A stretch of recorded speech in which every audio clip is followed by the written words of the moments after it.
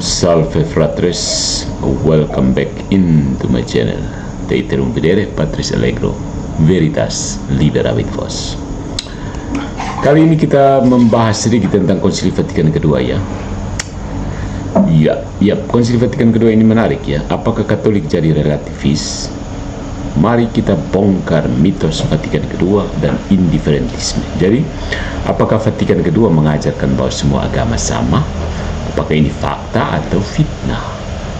See, that's the question. To be or not to be, that's the question, said Shakespeare.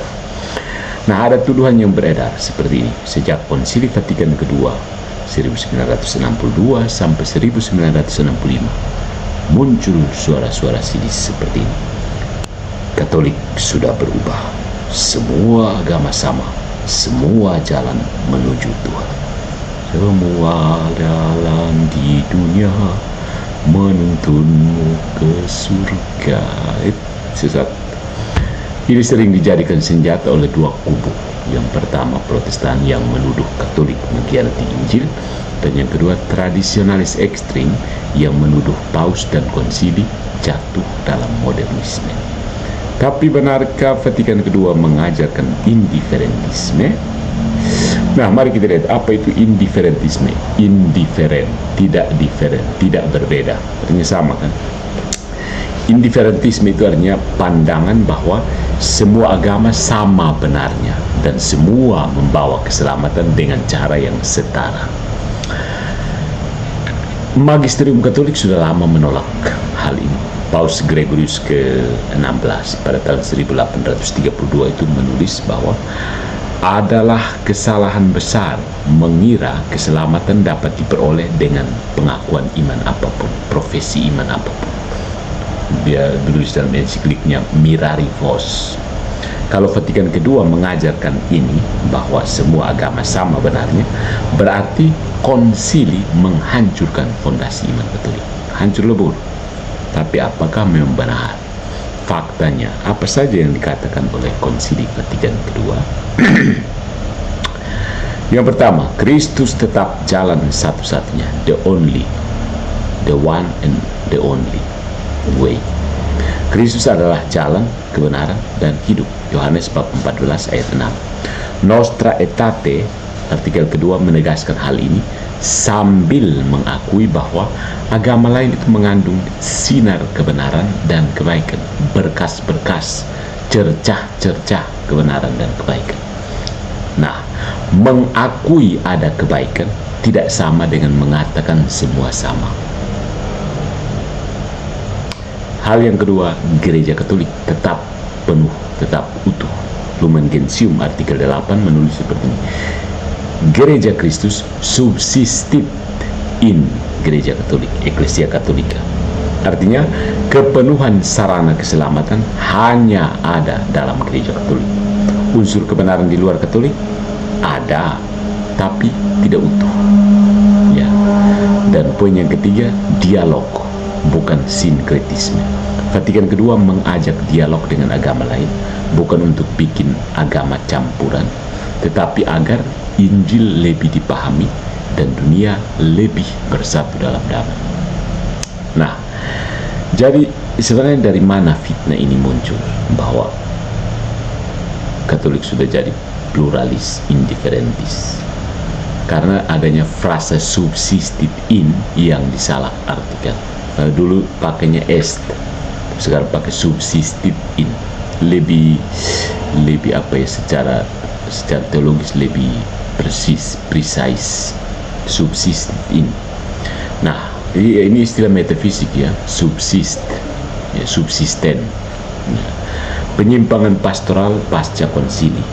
Ada penyimpangan pastoral, ada doa bersama di Assisi misalnya, teologi pluralisme yang lihat dari John Hicks, CS dan seterusnya. Kemudian media selalu menggiring opini. Katolik sekarang pluralis, padahal konsili tidak pernah sekalipun bilang seperti itu. Ya. Nah, sudah ada klarifikasi dari Magisterium Gereja Katolik. Untuk menutup pintu relativisme, Vatikan mengeluarkan dokumen Dominus Iesus pada tahun 2000. Ya, tahun 2000. Pandangan yang menyamakan semua agama sebagai jalan keselamatan bertentangan dengan iman Katolik. Dan Katekismus nomor 846 sampai 848 menegaskan bahwa semua keselamatan berasal dari Kristus melalui gerejanya. Ya. Jadi kesimpulannya, Vatikan kedua bukan pengkhianat iman.